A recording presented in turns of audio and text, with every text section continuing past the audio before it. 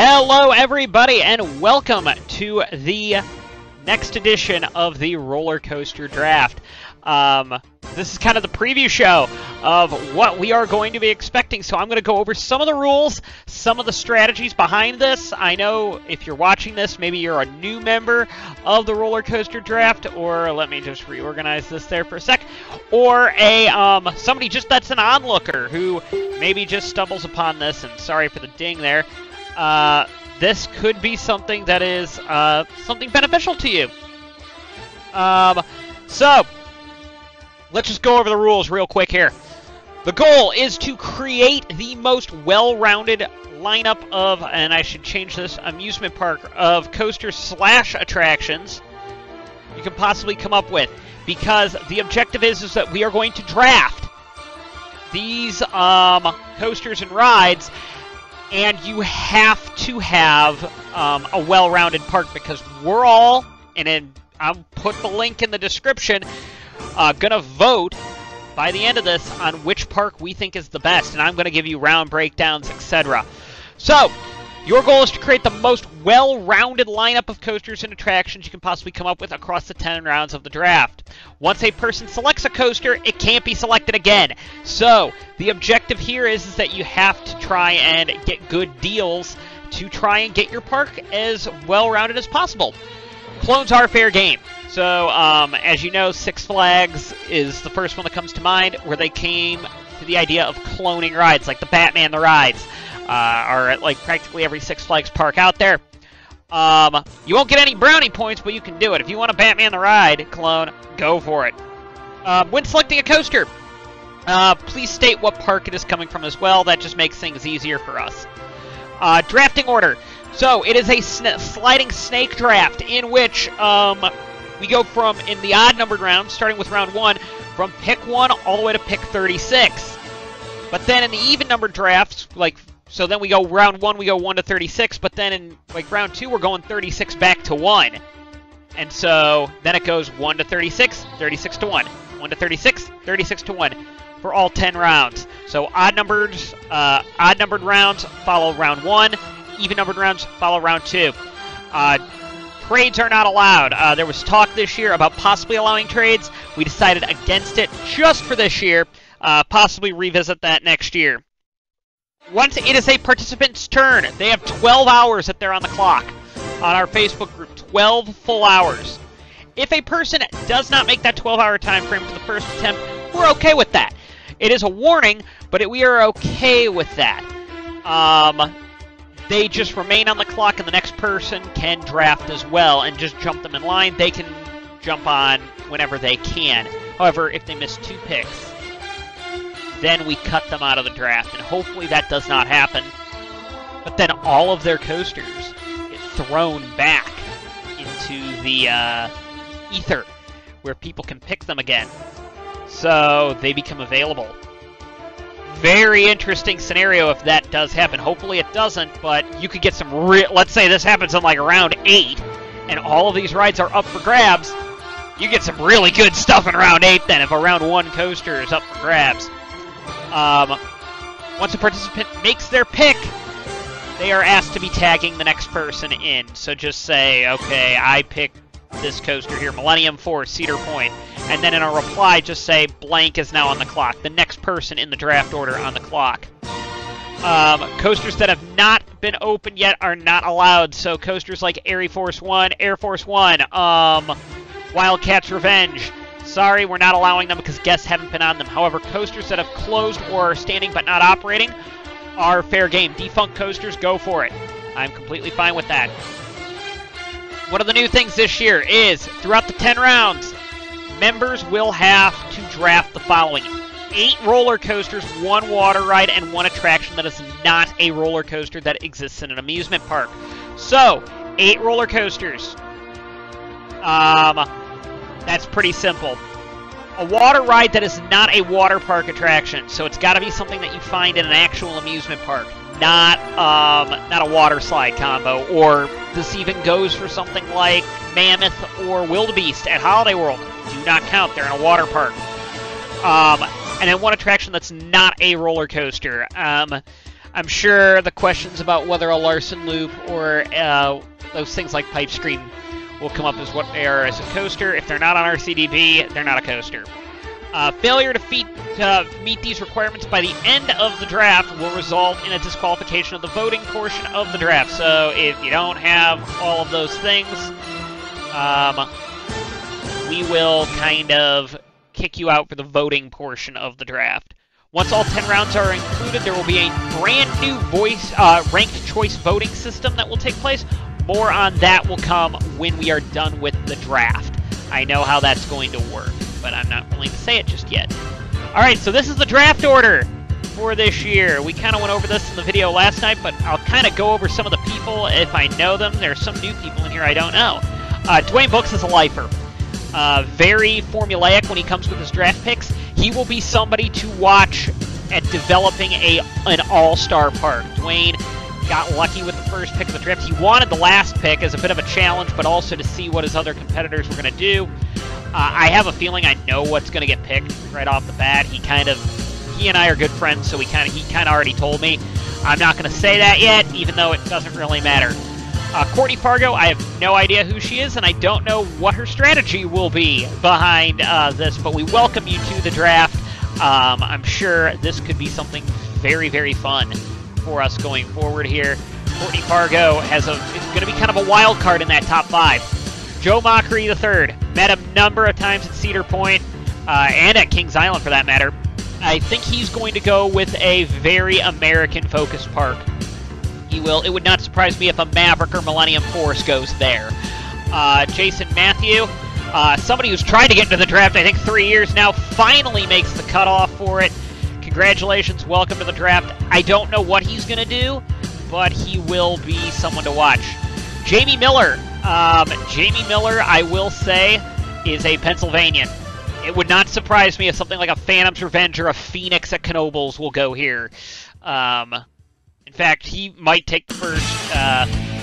Yeah, I could see a very good kind of pick going there. I could also see like a Steel Vengeance going number 2 is probably what I would guess, or a Steel Vengeance going 1, 2, somewhere in there. 2, 1. There's a couple of other rides there. Millennium Force is going to be up in the top 5. I think Fury will be up there. I think I have an idea kind of how the top 5 is going to look. I think we might see, I mean, there's a possibility that we could get 3 Cedar Point coasters off the board in the first 5 picks. And it would not surprise me if Millennium Force, Steel Vengeance, and Maverick all go in the first 5 picks. Christopher Steppett, don't know who you are, but welcome to the draft. Seems quite a wonderful person in that regard. I'm interested to see kind of how his park takes place there. Let's take a look at John Hazen here. John Hazen, last year he decided to try and go with the defunct approach park. And I don't think it necessarily paid off for him that well, because I don't think he got any votes in the final tally. So he's almost kind of like an unknown at this point. I mean, he had some really wacky coasters that nobody had ever heard of, like the Bixby Spiral Airship, I remember as being one of his coasters. He will be one that I am interested in seeing. He also, I think, picked in the first round the Crystal Beach Cyclone. He's going to be one I'm very interested to see what he's going to do this year, because he decided to go with all defunct coasters last year. He's got a very good draft pick. I don't know what his view will be on that. Kendra Murray, a rookie this year, my girlfriend, for that matter. I think I know what is on a couple of her high picks. I won't say them. She's new into the coaster enthusiast community, probably the person that has the least experience with coaster enthusiast stuff on here. Sorry, sweetheart. But I think she will be, but she's done a ton of research in on this. Like, she has a draft board of upwards of, I think, 90 coasters written on it. So she is ready to go. She's picking up a lot of the terminology really quickly and becoming an enthusiast very fast through osmosis, I think, from me. So Yeah, sorry about that, but we'll see how she does. Jason Haley, another rookie. Don't know much about Jason Haley. Great to see a wild card in the top 10.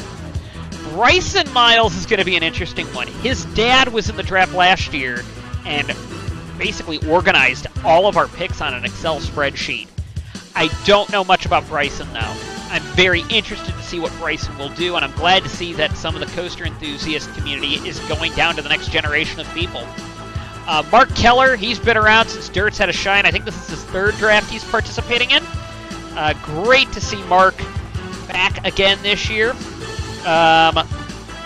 Let's take a look here. Mark Keller, oh no, he only got one vote last year. Who won last year? Jeffrey Lind was the winner in the second time. Jeffrey Lind and Dwayne Books were the winners. And Landon Mefford. And Jamie Miller, for that matter, were the... Oh, no, I think Jamie Miller won it the second round, but, correct. So, we are looking at kind of a very interesting Mark Keller approach to this park. Trying to see what he picked that first time around. Let's see, what did he pick? Looking back on the second draft here, Mark Keller's got a very interesting approach when it comes to picking parks, and it's normally very, I've noticed a Florida theme a little bit with some of his picks, but very Americanized theme, a lot of very good pick person here, Mark is. I'm very interested to see how he will play out. Craig Gerlach, somebody who's been around again as well, kind of in the same boat as Mark Keller. They kind of pick very similarly, Mark and Craig do. I'm interested to see how they will pick. And they're very interesting to see them back-to-back, because I always picture them kind of as the two people who draft very similarly to each other. Adam Kalish, again, a newbie to the draft. I know him quite well. I think he's going to have a very, I think he's got a really good Cedar Fair approach to this. I think he's going to try and rack up some of those Cedar Fair coasters. If Dragster's available at pick 13, I'm almost certain Dragster's going to go there. Dragster's normally one that kind of goes in the mid part of the first round to the late part, or even to round 2. So I think Adam Kalish has a really good chance of getting Dragster. It would honestly shock me if Dragster is still up and Adam doesn't take it. The only other person that I think might take it might be Joe up here. Joe, I could see taking it as well. But outside of that, I'd be completely shocked if Adam Kalish does not get Dragster, unless if it goes before him, it gets to him. Dean Mraz Jr., he is a rookie this year, met him a number of times.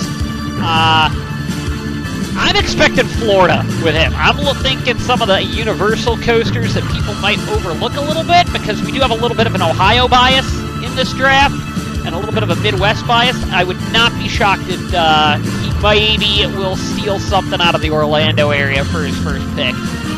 Landon Mefford, he has been insanely strong. Like, I think every year he's participated, he's ended up in the top 5. But I don't think he's ever won it. I think he's normally made that final group of people that we're voting between, but I don't think he's ever won it. So I think he's really determined to win this. I'm excited to see what kind of park he grabs. He's right in the middle, which is one of the toughest spots to be in. I think 18 is our middle mark. And,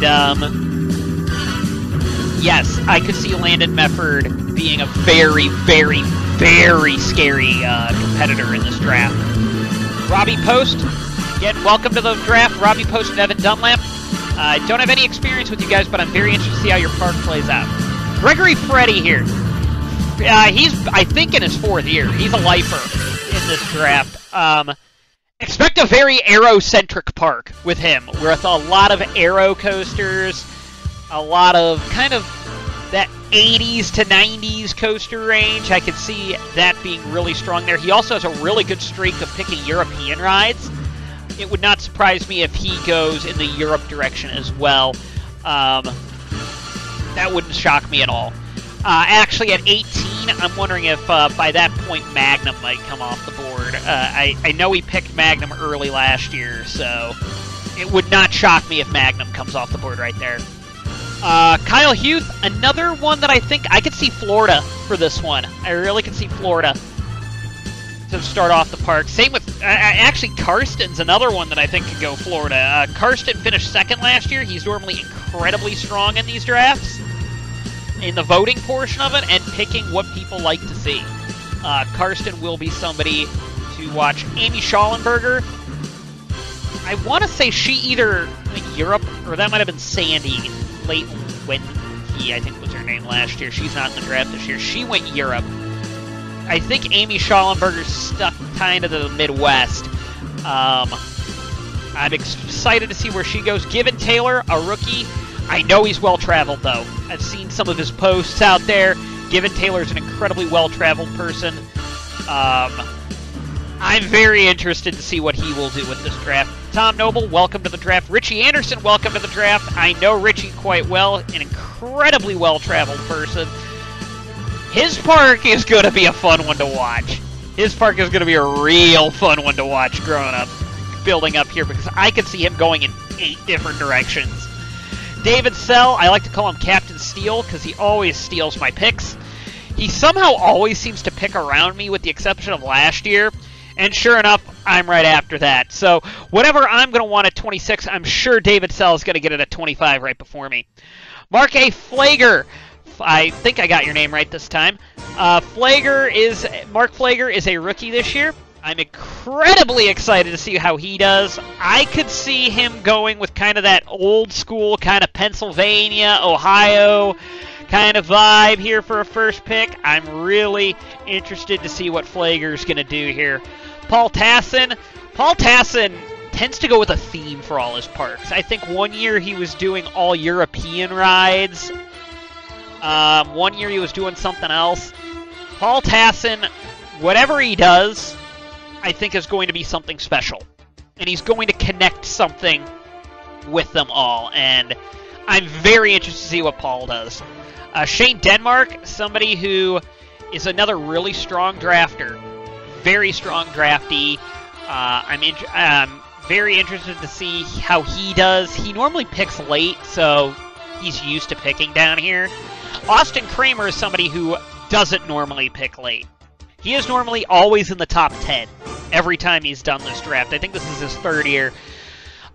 He does a lot of East Coast bias with his picks. It would not surprise me if he was picking higher, if like something like, I'm thinking maybe Six Flags Great Adventure there for a first pick. Something like maybe a New Jersey Devil could go there if it's not already off the board. I'm guessing El Toro is going to be off the board a long way before that, but if that's there, Kramer might get that. But Brian Miles, again, he was a godsend last year when it came to organizing things last year.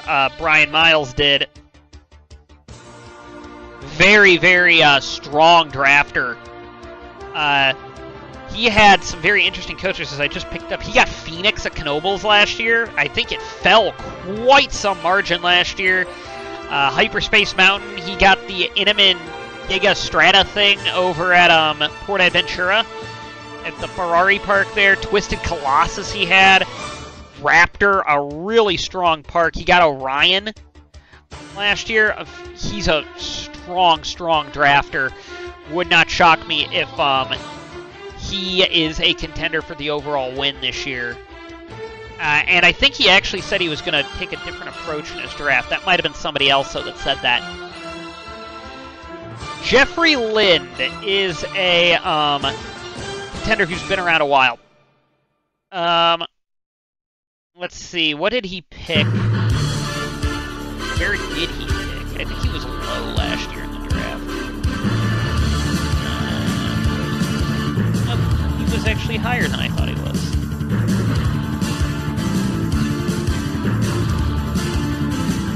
We don't see his pick. Oh, here we go. Jeffrey Lind. Let's see what he got last year and see if I can find any kind of to get with him. Okay, so he got Voyage, the Beast. Oh, he went wood early last year. Voyage and the Beast in one park. That's impressive. Griffin, Gatekeeper, Flying Turns. You're going to kind of get a Midwest vibe, I think, from him. Although Griffin being in Virginia, their Flying Turns, Leap the Dips. He's a big wooden coaster guy. I think he could go wooden coaster early here. This could be where, like, Mystic Timbers falls. I could see that going around there. Evan Schultz, rookie this year. He's going to be a wild card. I've known him, met him a number of times. He's going to be a wild card. I don't know what he's going to pick, Evan. I know he's really well-traveled. Great to see somebody with a lot of rookies with this much park experience in the draft. Sean Enos, again.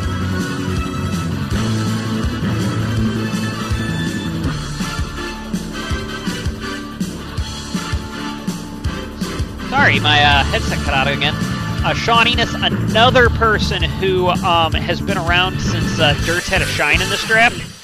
He, I think, was a big West Coast guy. Or no, he was the one that would always take from, like, the Six Flags parks. He's really big into, like, getting from Six Flags parks. Jason Waldman, I think he's a rookie? Maybe he's a rookie? I don't know. But he will be another interesting one to watch. And then Peggy. Peggy normally always picks in the top 5 picks, or very early in a draft. She's picking last this year. I don't know what she's going to do, to be honest, because I'm not used to her picking this low. She normally gets something like a Steel Vengeance right off the bat, or something of that nature. I know she picked Steel Vengeance first last year, because she picked first last year. But Peggy is going to be a bit of a wild card, I think, back there, because I don't think Peggy has ever picked that low in the draft before. So that could be a very interesting position for her to pick in. So as part of this, I have made a spreadsheet here. As I pull up that spreadsheet, this is going to be kind of the home of the roller coaster draft. It's got everybody there, each person's park, where I can list off what kind of coasters and rides they have. Then you have round 1, 2, 3, 4. I've got all the rounds all labeled out. This is going to cut down on a lot of Facebook clutter that we would have. In years past, we would normally end up with this insanely long Facebook post that would be almost impossible to read. So we've decided to scrap that and move over to a Google Doc. Why I didn't think of this before, I have no idea. Let's go back to that document we were on, and we've got one more thing. We've got a couple of draft analysts that are going to be coming up today, right? Coming up. And actually, I'm going to add another thing. We've got Derek Lane, Sam Lenetsky, and Ron Burke, who are going to be our draft analyzers. And Derek has decided to come up with what he thinks will be the top 36 coasters on the board. Here they are. Steel Vengeance is his #1 coaster. He thinks that is going to go. That is the best coaster on the planet right now to fall off the board there. Followed by Velocicoaster. Velocicoaster is another one that I think will go quite early. I agree with Derek there. Iron Gwazi. That's going to be an interesting one to see where that slots in, because that obviously wasn't in any of the draft last year. That's going to be a new rookie candidate this year, and I'm very interested to see where that one slots in. Fury 325, I think, will be a top 5 pick. Intimidator 305, that one, Derek has quite high. It hasn't done well, like in a top 10 pick, I think, in the history of this draft. I don't think it typically does nearly as well as it does. Our first wooden coaster is all the way down here at Voyage. Lightning Rod, I think, is all steel now. I rode it this year. Or, well, in 2022 I rode it. Voyage is the first wooden coaster. Ravine Flyer 2 also quite high with Mystic Timbers, Maverick 8th. I think Maverick's going to go in the top 5. It would not shock me if Maverick goes in the top 5. Superman at Six Flags New England. Magnum XL 200 11th. That coaster is one that I think will go quite high, because there's been this kind of movement amongst like the younger coaster enthusiast community, where they initially were dogging it years ago, and now Magnum has become kind of like this rejuvenation. I think El Toro Orion did a Problematic Coasters on it, and it like got completely rejuvenated, and everybody randomly just started loving Magnum again. Phantom's Revenge, 13th. I think that's going to go quite high. Millennium Force is, I think, a top 5 coaster. I think Phoenix, I think, is a really good pick. Phoenix tends to slip in drafts. Like, it fell to the second round last year, and that's the golden ticket #1 wooden coaster 2 or 3 years in a row, and it would typically fall to the second round. So, Boulder Dash, another one up there. That one I think is going to slip. It would not surprise me if that 36, if it does not go in the first 36. Twisted Colossus, the Beast, Iron Rattler. Iron Rattler tends to go quite high as well.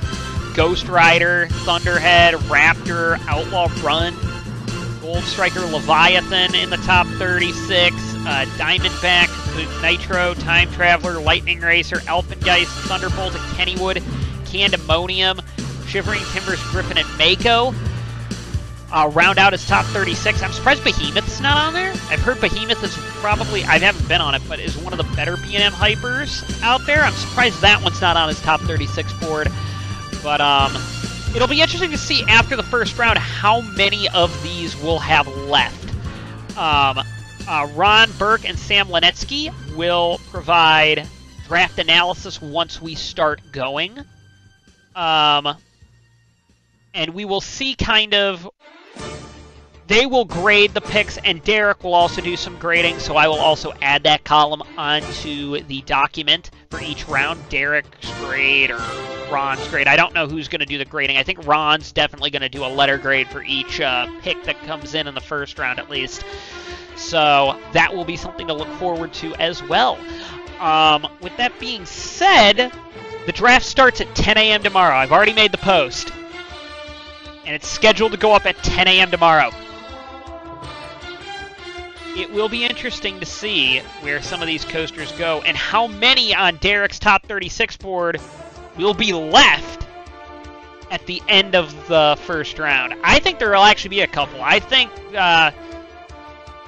there's a chance that Boulder Dash could fall into the second round, or some of these ones lower down, like a Candemonium, Shivering Timbers, Griffin, for example, could go into the second round. Shivering Timbers would not surprise me if that goes into the third or fourth, but I rode it this past year. Rode okay. Fun coaster, but rode okay. Boulder Dash surprises me that that's still up there, because I want to say in all these rankings that it slipped quite a ways. But we'll see why Derek picked it that way. So, that being said, I'm going to sign off. I've been talking a while. Really happy to bring you this kind of stuff here. I cannot wait to give you the first round review. After each round is done, I will do a draft breakdown and tell you guys the scores, so that should be fun. Have a great day, everybody.